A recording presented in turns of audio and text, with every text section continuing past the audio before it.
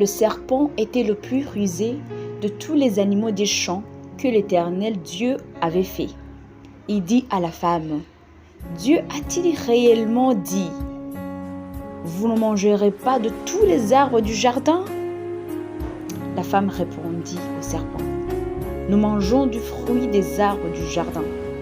Mais quant au fruit de l'arbre qui est au milieu du jardin, Dieu a dit, vous n'en mangerez point, et vous n'y toucherez point, de peur que vous ne mouriez. » Alors le serpent dit à la femme, « Vous ne mourrez point.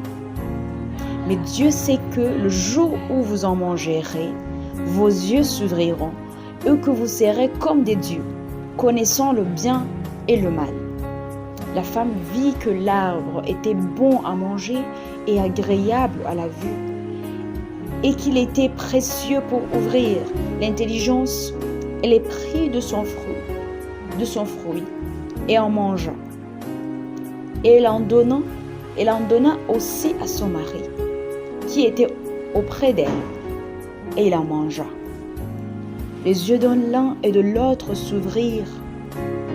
Ils connurent qu'il était nu, et ayant cousu des feuilles de figuier, ils s'en firent des ceintures.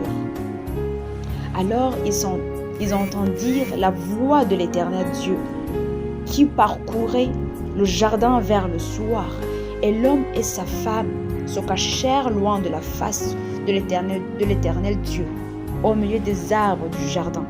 Mais l'Éternel Dieu appela l'homme et lui dit, « Où es-tu » Il répondit, « J'ai entendu ta voix dans le jardin et j'ai eu peur, parce que je suis nu et je me suis caché. » Et l'Éternel Dieu dit, « Qui t'a appris que tu es nu?